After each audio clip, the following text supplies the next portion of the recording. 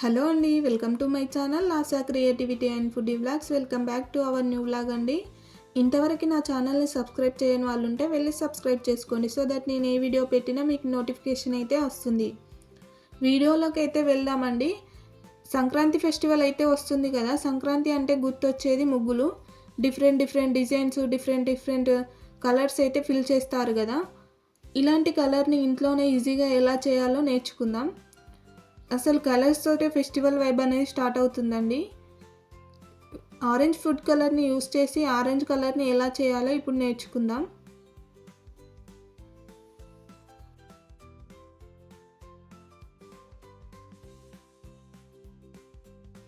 కొంచెం బియ్యం పిండిని తీసుకొని దాంట్లో ఫుడ్ కలర్ అయితే యాడ్ చేయాలండి.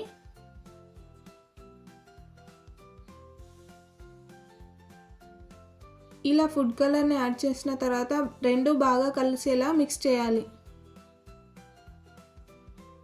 కొద్దిగా వాటర్ వేసుకుంటూ బాగా మిక్స్ చేసుకోవాలండి.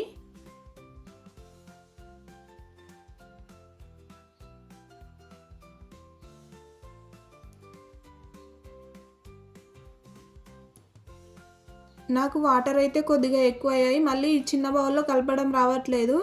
సో నేను పెద్ద బౌల్ తీసుకొని దానిలో కొంచెం విడిపిండిని అయితే తీసుకొని రెండు కలిపి మిక్స్ చేస్తున్నాను. చూడండి,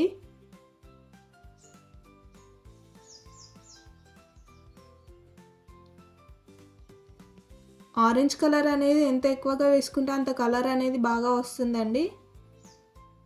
ఈ విధంగా బాగా మిక్స్ చేసుకుంటూ కొద్దిగా వాటర్ పోసుకుంటూ మిక్స్ చేయాలండి.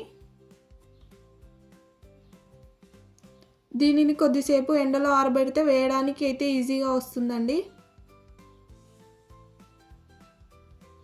ఈ విధంగా ఆరెంజ్ కలర్ అయితే రెడీ అయిపోయిందండి.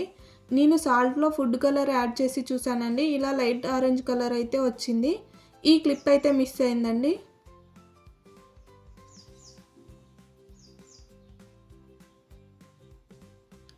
ఇప్పుడు ఇడ్లీ రవ్వలో ఫుడ్ కలర్ని యాడ్ చేద్దాం.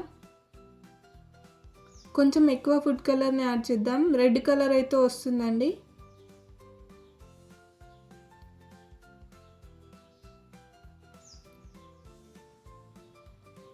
ఈ విధంగా బాగా మిక్స్ చేసిన తర్వాత ఇడ్లీ రవ్వ అయితే రెడ్ కలర్లోకి వచ్చిందండి. సాల్ట్ అయితే లైట్ ఆరెంజ్కి వచ్చింది.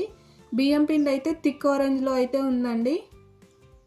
అంతే అండి ఈ video. Thank you for watching. Please do subscribe to my channel. Press the bell icon for more updates.